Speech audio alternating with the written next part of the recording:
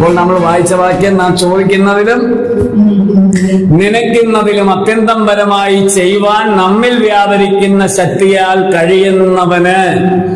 നമ്മുടെ ഉള്ളിൽ സമാധാനമില്ലെങ്കിൽ, നാം അസ്വസ്ഥനായ മനുഷ്യനാണെങ്കിൽ, നമ്മുടെ ഉള്ളിൽ ദൈവത്തിന്റെ പരിശുദ്ധാത്മാവ് കടന്നു വരികയാണെങ്കിൽ നമുക്ക് എന്ത് ലഭിക്കും? സമാധാനവും സന്തോഷവും ലഭിക്കുവാനിടയായിത്തീരും. നാം ചോദിക്കുന്ന ആത്മീകമായ കാര്യങ്ങൾ ദൈവം നൽകിത്തരും. അത് നാം ചോദിക്കുന്നതിലും നാം ചിന്തിച്ചതിനും അപ്പുറമായിട്ട് ഉള്ള കാര്യങ്ങൾ ദൈവം നമുക്ക് നടത്തിത്തരും.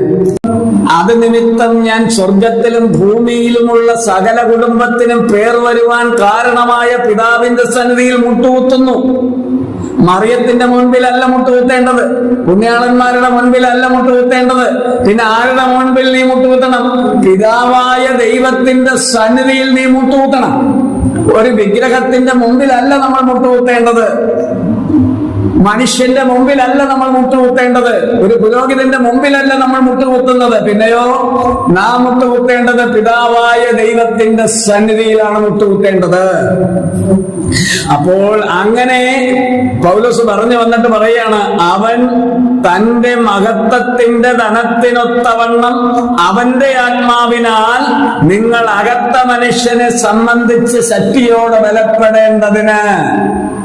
ഇവിടെ ചോദിക്കുന്നതിലും നനയ്ക്കുന്നതിലും അത്യന്തം പരമായി ചെയ്യുവാൻ ദൈവത്തിന്റെ പരിശുദ്ധാത്മാവിനെ പിതാവായ ദൈവം നമുക്ക് പകർന്നു തരുന്നുവല്ലോ എന്ന് നമ്മൾ വായിക്കുവാനിടയായി തീർന്നു.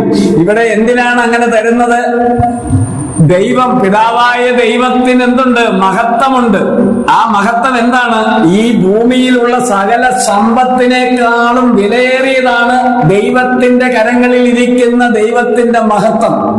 ആ മഹത്വം യേശു സുവിശേഷത്തിൽ ഇങ്ങനെ പറയുന്നുണ്ട്, പിതാവിന്റെ അടുക്കലുള്ള മഹത്വം എനിക്ക് പിതാവ് തന്നിരിക്കുന്നു, ആ മഹത്വം ഞാൻ നിങ്ങൾക്ക് തരുന്നു എന്ന് നമ്മൾ യോഹന്നാന്റെ സുവിശേഷത്തിൽ വായിക്കുന്നുണ്ട്. സ്തോത്രം.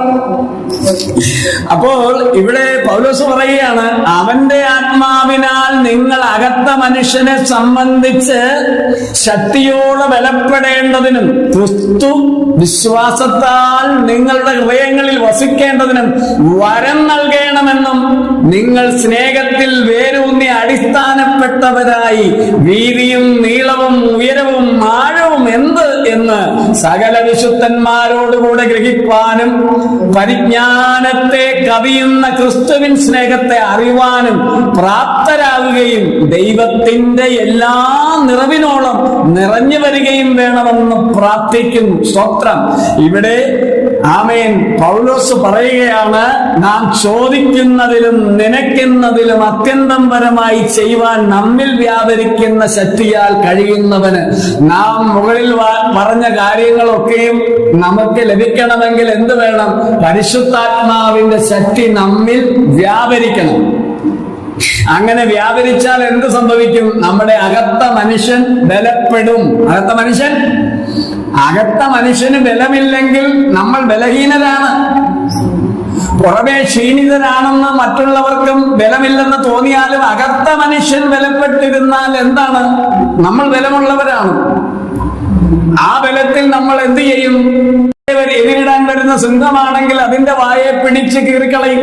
കരടിയാണ് നമ്മുടെ എതിരെ വരുന്നതെങ്കിൽ അതിനെ പിടിച്ച് കീറിക്കളയും. ഏത് അന്ധകാര ശക്തികളെയും തകർത്ത് കളയുവാനുള്ള ആത്മശക്തിയാണ് നമുക്ക് ദൈവം നമ്മുടെ ഉള്ളിൽ പകരുന്നത്. അതാണ് ആ അകത്ത മനുഷ്യൻ ശക്തിയോടെ ബലപ്പെടണം. സ്തോത്രം. മനസ്സിലായ? അകത്ത മനുഷ്യൻ എന്ത് ചെയ്യണം?